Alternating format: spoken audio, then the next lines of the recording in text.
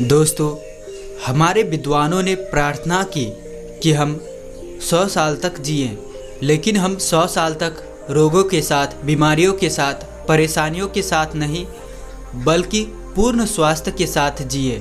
ये एक सार्थक प्रार्थना उन्होंने की। आज की स्थिति आप देखें कि व्यक्ति कम उम्र में ही अधिक उम्र के दिखाई देने लगते हैं। उसे कई प्रकारों की बीमारियां घेर लेती है। वह अपने शारीरिक क्षमताओं को, ऊर्जा को कम उम्र में ही खोने लगता है कि व्यक्ति कम उम्र में ही अधिक उम्र का दिखाई देना शुरू हो जाता है। नाना प्रकार के बीमारियां घेर लेती है और वो अपने शारीरिक ऊर्जा को खोने लगता है। तो आज की सवाल ये है कि ऐसा आखिर क्यों हो रहा है।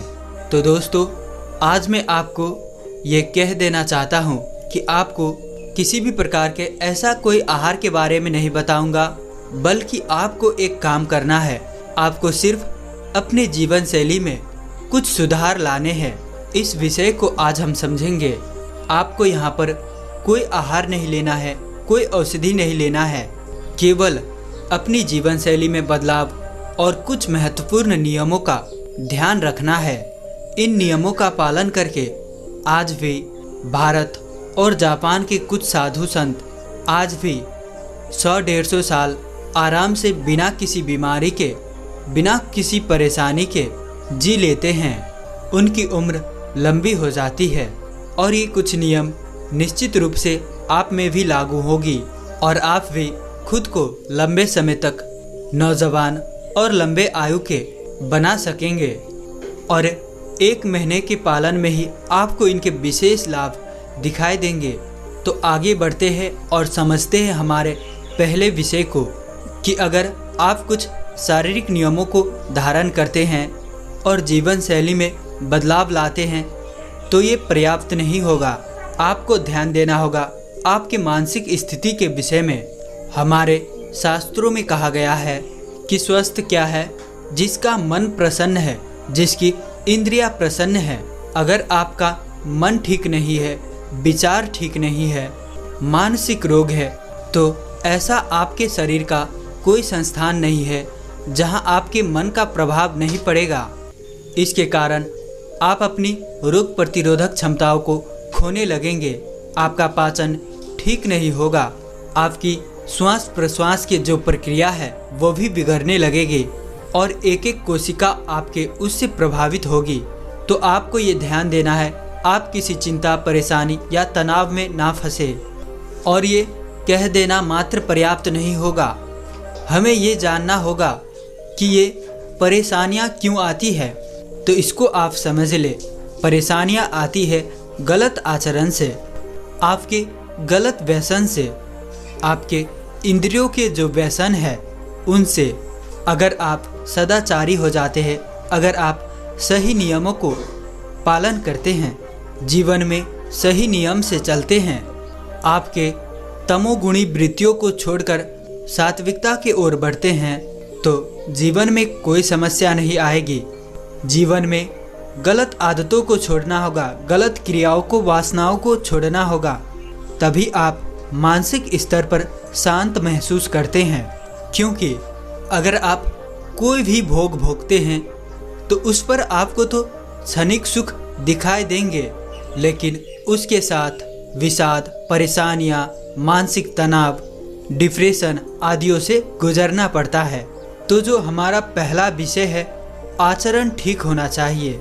उसके लिए मनोभाव ठीक होना चाहिए, अपनी इंद्रियों पर नियंत्रण होना चाहिए और जीवन में ईश्वर या ब्रह्मांड के प्रति भक्ति भाव होना चाहिए। इससे आपको विशेष शांति का अनुभव होगा। इससे आपका स्वास्थ्य और उम्र में विशेष प्रभाव पड़ता है। दूसरे नियम को इस कहानी के माध्यम से समझते हैं। एक बार एक गुरु एक व्यक्ति के घर में ठहरे थे।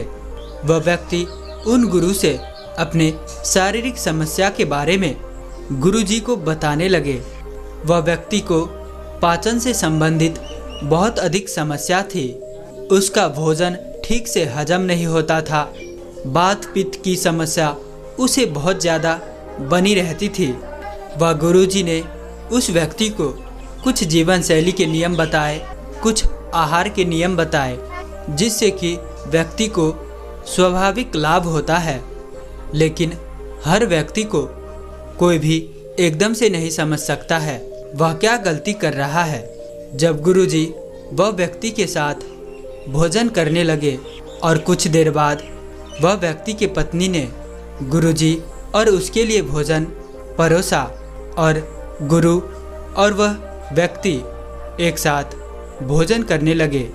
जब दोनों भोजन करके उठे तब भोजन के बाद उस व्यक्ति ने ठंडा जल मंगाया और ठंडा जल को उसने पूरे मन भरकर पी लिया, क्योंकि जब हम भोजन करके उठते हैं तब हमें बहुत जोर की पानी पीने की इच्छा करती है और ऐसा उसके साथ भी हुआ। उसने भी खाना खाने के बाद पूरी तरह से मन भरकर पानी पिया। ये सब सारी चीज़ें वह गुरुजी देख रहे थे। तब पानी पीते वक्त तो गुरुजी ने उस व्यक्ति से कुछ नहीं कहा। तब उसके बाद गुरुजी ने उस व्यक्ति से कहा कि ये आपने क्या किया। तब वो व्यक्ति कहता है, गुरुजी जब मैं भोजन करके उठता हूँ तो मुझे जोर की प्यास लग जाती है और मैं पानी पीता हूँ। तब वह व्यक्ति कहता है, गुरुजी आप क्यों नहीं पिए, आप भी थोड़ा पानी पी लीजिए, ये लीजिए थोड़ा ठंडा पानी ग्रहण कर लीजिए। तब वह गुरुजी मुस्कुराते हैं और कहते हैं, नहीं बेटा तुमने पानी नहीं पिया बल्कि तुमने जहर को पिया। तब वह गुरुदेव कहते हैं, अगर आप भोजन करने से आधा घंटा पूर्व आप पानी पीते हैं तब कोई समस्या नहीं है, और आप भोजन करते वक्त एक दो घुट पानी पी लेते हैं तब भी कोई समस्या नहीं है। इससे वो जो आहार की सूखापन होता है वो खत्म हो जाती है और भोजन मुलायम होकर हमारा पेट में जाता है। लेकिन अगर आप भोजन करने के बाद तुरंत पानी पी लेते हैं तो ये विष के समान होता है, क्योंकि आप इसे ऐसे समझ सकते हैं, आपके शरीर के भीतर जो पाचन अग्नि है, जिस अग्नि से आपके सभी भोजन पचते हैं, उस अग्नि पर आपने पानी डाल दिया। आप बाहर भी देखिए, अग्नि काम कर रही है। आप भोजन पका रहे हैं, चूल्हा जलाए हैं, आप एकदम से पानी डाल देंगे तो वो अग्नि बुझ जाएगी। उसी प्रकार हमारे पेट में भी जठर अग्नि जल रही होती है, जो कि हमारे भोजन को पचाकर उसमें से पौष्टिक तत्व ले रहे होते हैं। और उस पर भी आप अगर ठंडा पानी पी रहे हैं तो ये सबसे बड़ा हानिकारक हो सकता है। तब वह गुरुदेव कहते हैं कि अगर आपको पानी ही पीना है तो आप भोजन करके आधा घंटा बाद पी सकते हैं, लेकिन भोजन के तुरंत बाद कभी मत पिए, और उसमें भी ठंडा पानी कभी मत पिए। उस व्यक्ति को गुरुदेव की वह बात समझ आई। उसने उस नियम को पालन किया और उसे कुछ ही समय में जो उसे समस्या आ रही थी उसमें उसे विशेष लाभ प्राप्त हुआ। यहाँ पर आप दो चीज़ें हमेशा ध्यान रखें कि आपको भोजन के तुरंत बाद पानी नहीं पीना है और ठंडा पानी है तो बिल्कुल भी नहीं पीना है। अब कितनी देर बाद हम पानी पी सकते हैं, तो भोजन के लगभग आधा या 1 घंटे बाद आप पानी बेशक पिए। तब तक इस अवधि तक में हमारे पेट का जठर अग्नि अपना काम कर चुकी होती है। तो ये हमारा दूसरा नियम हुआ शरीर को जवान और उम्र को बढ़ाने की। इसे अति महत्वपूर्ण समझे। अब तीसरे नियम पर आते हैं। हमारे वैदिक शास्त्रों में कहा गया है कि जो व्यक्ति कम मात्रा में भोजन करेगा वो अधिक समय तक भोजन कर सकेगा। इसका सीधा सीधा सा अर्थ है, यानी कि जो व्यक्ति भूख से थोड़ा कम ही भोजन करता है वो अधिक उम्र तक जिएगा, उसकी उम्र लंबी होगी। अगर वो ज़्यादा पेट भर के खाता है तो भले ही वो अच्छा भोजन खा रहा होगा, सात्विक भोजन खा रहा है, पौष्टिक भोजन खा रहा है, लेकिन यहाँ पर भी उस व्यक्ति के जीवन में प्रभाव उस भोजन के सात्विक होने के बावजूद भी उस पर तामसिक प्रभाव पड़ेगा। क्योंकि बात यह है, अंततः उसके पेट में जो भोजन जा रहा है उसकी अवस्था क्या है। मान लीजिए आपकी इच्छा है 4 रोटी खाने की और आप खा लिए 8 रोटी, तो शरीर में जाकर वो बहुत ज़्यादा भारी हो जाता है। फिर वहाँ पर उतना पाचक रस नहीं निकल पाते हैं जितना उस भोजन को पचाने के लिए चाहिए था। फिर वो भोजन पेट में अधिक समय तक रुकता है और जितने समय तक अधिक वो पेट में भोजन रुकेगा उतना ही उसमें विषाक्तता पैदा होने लगेगी। वो भोजन सड़ना शुरू कर देगा और उस पेट में सड़न से शरीर में विषाक्तता पैदा होती है। अगर आपके शरीर में थोड़ा सा भी विषाक्तता पैदा होती है तो ये आपके शरीर के लिए बहुत हानिकारक हो जाता है।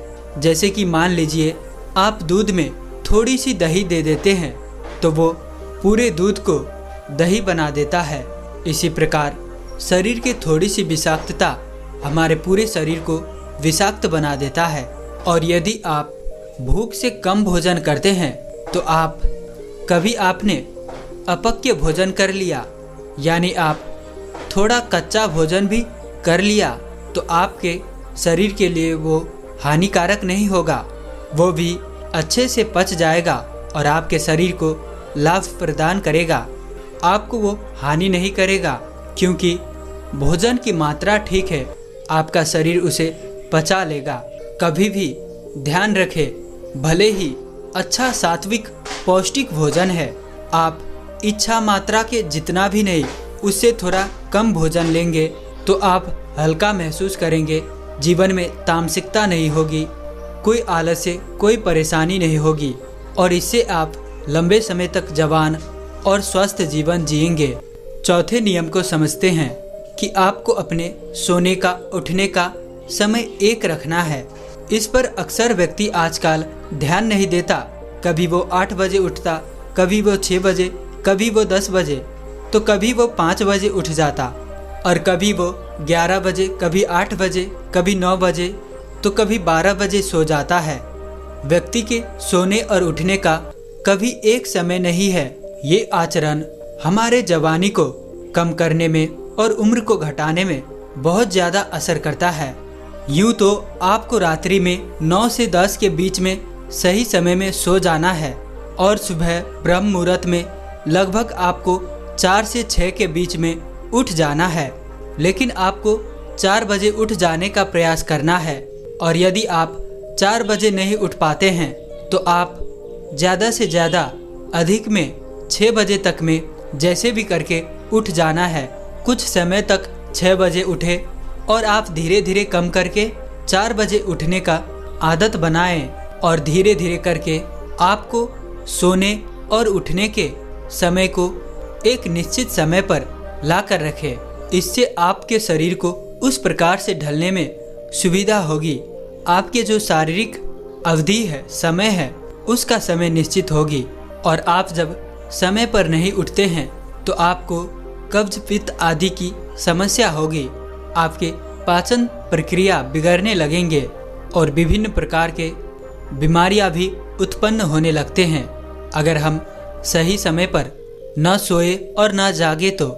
इसीलिए अगर आप एक तंदुरुस्त, सुंदर और नौजवान शरीर चाहते हैं और लंबी उम्र चाहते हैं तो आप सोने और उठने का समय निश्चित करें। 5वां नियम यह है, आपको चाय, कॉफ़ी और धूम्रपान इन चीज़ों से बिल्कुल दूर रहना है। अगर आप जवान शरीर चाहते हैं और लंबे उम्र तक जीना चाहते हैं तो चाय की और धूम्रपान की आदत छोड़नी होगी। क्योंकि जो धूम्रपान करते हैं, जो कि शरीर की कोशिकाओं की स्वनिर्माण प्रक्रिया है, जो शरीर में कोशिकाओं की निर्माण होती है, वो धूम्रपान करने से बिगड़ जाती है। यानी कि उसके जो शरीर के कोशिका है वो ठीक प्रकार से निर्माण नहीं होते हैं, बनते नहीं है। इससे भी बुढ़ापा दिखना शुरू हो जाता है। धूम्रपान हमारे शरीर के कोशिकाओं के ऊपर बहुत ज़्यादा नुकसान प्रदायक है।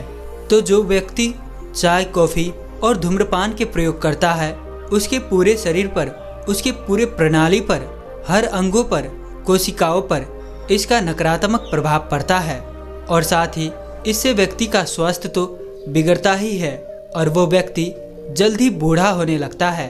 उसके चेहरे पर बूढ़ापन छाने लगता है, उसके जो आयु की स्थिति है वो कम होने लगती है। तो इसीलिए आपको बिल्कुल भी धूम्रपान और चाय या कॉफ़ी की प्रयोग नहीं करना है। साथ ही साथ आपको ये जानना है कि चाय कॉफ़ी और वो भी सुबह सुबह सेवन करना ये व्यक्ति के शरीर के साथ इतना अनर्थ करता है कि व्यक्ति सुबह उठते हैं बिल्कुल उसने कोई भी चीज़ ग्रहण नहीं किया है। कई लोग तो वो पानी भी नहीं पीते हैं, ऊपर से चाय कॉफ़ी शुरू कर देते हैं। ये बहुत हानिकारक होता है, ये पित्त को बढ़ाती है, ये हमारे शरीर के पेट के भीतर जाकर आंतों की जो वो लाइनिंग होती है उसे खराब कर देती है, पेट के दीवारों पर नुकसान पहुंचाती है, अल्सर जैसी स्थितियां पैदा कर देती है। तो इसीलिए अगर आपको शरीर को जल्दी बूढ़ा होने से रोकना है तो आपको चाय कॉफ़ी लेना, धूम्रपान करना बंद करना होगा। छठी नियम है कि आपको ब्रह्मचर्य का पालन करना है। अब आप यहाँ पर ये सोच रहे होंगे कि ब्रह्मचर्य यानी कि अविवाहित होना है। यहाँ पर ब्रह्मचर्य का मतलब ये नहीं है कि सिर्फ अविवाहित होना है। यहाँ पर इसका अर्थ है कि ब्रह्मचर्य, इसका मतलब ब्रह्मा का आचरण। हम ब्रह्मचर्य से अपने विचारों को शुद्धिकरण करते हैं। जो व्यक्ति ब्रह्मचर्य का पालन करता है उसके विचार में शुद्धिकरण होता है, अपने विचारों पर और भावों पर उसके नियंत्रण होता है, वो साधना करता है और ये आप अपने वीर्य को अहमियत देते हैं, उसे यूं ही नहीं खर्च करते हैं। और दोस्तों, शास्त्रों में यह भी कहा गया है कि वीर्य में इतनी ताकत है कि वह व्यक्ति को अमर भी बना सकती है। तो दोस्तों, ये थे 6 नियम जिसे आप सही से पालन करते हैं तो आप कभी बूढ़े नहीं होंगे, आपकी उम्र सामान्य से अधिक हो जाएगा और आपको किसी भी बीमारी से बहुत ज़्यादा परेशान नहीं होना पड़ेगा। तो आशा करते हैं कि आपको इस वीडियो से ज्ञानवर्धक सीख मिली होगी। तो इसीलिए इस वीडियो को एक लाइक, और अगर आप इस चैनल पर नए हैं तो चैनल को सब्सक्राइब ज़रूर से कर लें।